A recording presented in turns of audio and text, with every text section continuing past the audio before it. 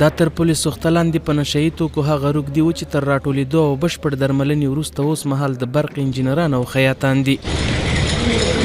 دا که په تیر کې ځوانان و خو ځواني په نشته حسابه او پر سر د حیواناتو په څیر سوداګري کې ده.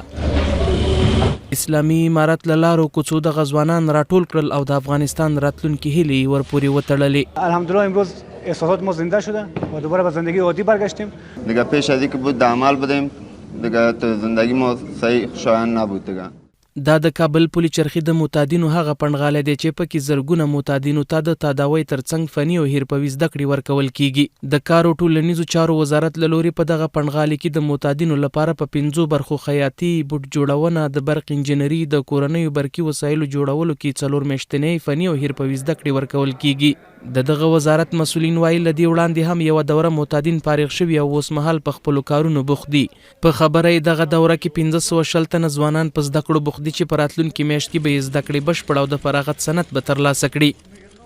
اوس په دغه دوره کې ټوټل موږ 520 نفره په شاګردان لرو په 15 حرفو کې چې هغه حرفې چې دي یوه خیاطي ده، برق ده او بوټو جوړولو حرفه ده، بایک جوړولو حرفه ده او د کورني وسایلو برقي وسایلو د ترمیم حرفه ده. په دوه ټایمو کې موږ دا شاګردان لرو.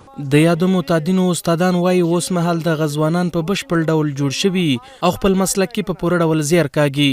د دوی په خبره دا ځوانان په تیر کې د نورو د سوداګرۍ ښکار وه. اسلامي امارات ورته په ځانګړي ډول پاملرنه کړې او د خپل شفقت تر سوري لاندې ساتي. اینجا شما میبینین که برای شاگردای ما درس خیاطی آموخته میشه و فعلا ما که برایشان در اول آمدن مرحله ما 4 ماه است که در 4 ماه باید استاندارد خیاط باید شوند که در بیرون هم کار کرده بتوانند، نشن که خود غفلت کنن یا خود بازی بتن. ما بر از اینا که هستیم در طول 2 ماه که است اول نظری رو شروع کردیم، بعد از نظری بالای از اینا عملی شروع کردیم و لباسایی را که شما میبینین اینمی لباسای را که است اینا خود از اینا دوخت کردن و روزای اول که بودن تو فکر میکنن که یا خیاط نخواد شوند.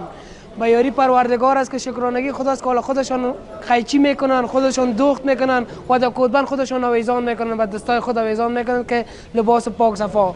مدت 4 ماه میشه که یا کار میکنن قراردادی است. 4 ماه 2 ماهش تیر شده، 2 ماهش مانده. بعضش 50%، بعضش 60%، بعضش 100% یاد گرفته کار. دمی 2 ماه دیگه بخیر ان شاء الله اگر یک نفر در فامیل از یا یکشان کار یاد داشته باشه از این بچه‌ها این شاگردا میفهم که 3 نفر دیگه هم که چون مصروف میشه چون اینجا کار یاد گرفتن. دا ځوانان اوس مهال د خپل راتلونکي په لټون دي ځکه کلونه یې په داسې حال کې ژوند کړی چې د خپلې کورنۍ غړو هم ترې نفرت کاوه. دوی په هر حالات کې اسلامي امارت ته د بقا او سلامتۍ دعاګانې کوي. وایي اسلامي امارت ورته د خپل ځانګړي شفقت لاندې د حرفوي زده کړو زمینه برابره کړې نو ځکه خو یې راتلونکي ته هیلې ډېرې شوي دي. کار میکنیم دیگه، از استادام راضی هستیم، از امارات اسلامی افغانستان هم راضی هستیم. دیگه پیش از اینکه بود عمل بدیم دیگه تو زندگی ما صحیح خوشایند نبود دیگه. یک زندگی بود که در بدری بود، خاک بستری بود. برای فعلا دیگه از استادام یعنی خیاطی را یاد گرفتیم که ما کمک میکنن.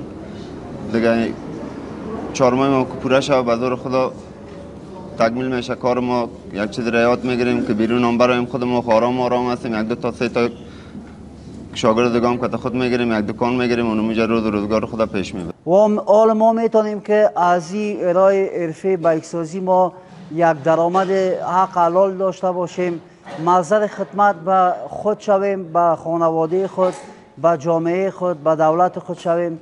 شب و روز به طور 24 ساعت مسئولین از این مرکز در خدمت تمام شاگردا و مریضایی که در اینجا هستن می باشند. بد عملونو کې اخته و اوس شکر ده د امارات اسلامي د برکته او د طالبانو د برکته موږ اوس بیرته خپل ژوند ته بیرته راغلي یو. خپله هماغه اوس ځان هم وپېژنده چې اوس څوک یو څه وکړو باید. کابل ښاریانو له هوریت نیوز سره په خبرو کې وویل په تیر کې د کابل ښار په ځانګړي ډول پولیس سوخته کې په زرګونه معتادین وه چې هر ډول ناقانونۍ به یې ترسره کولې. د دوی په خبره له کومې ورځې چې اسلامي امارت معتادین ټول کړي خلک په آزاد ډول تر ناوخته پورې په پولیس سوخته کې پرته له کومې ستونزې خپله دوکانداري کوي. وایي په تیر کې د همدې معتادینو له لوري دوکانونه چور کېدل چې خلک یې له ګڼو ستونزو سره لاس او ګریوان کړي وه. حالا از امارت اسلامی خیلی خوشحال هستیم. اول همین بنام پل سوخته بود حالا ببینید چقدر پاک و خیلی خیلی خوب شد. حالا یعنی از پادری کم شد. سابق که ما میرفتیم از جمهوریت اینجا بوی میداد بخیر از راه رفتن اینجا ما اینجا یک راه دیگه میزدیم میرفتیم.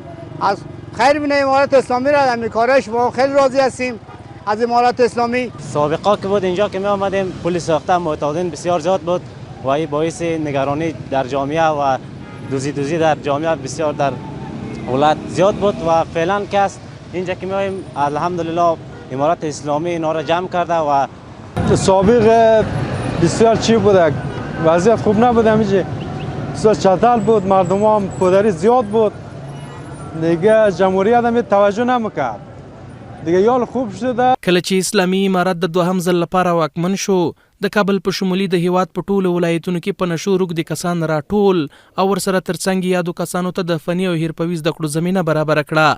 محمد عمران سرکوټوال، حریت نیوز، کابل.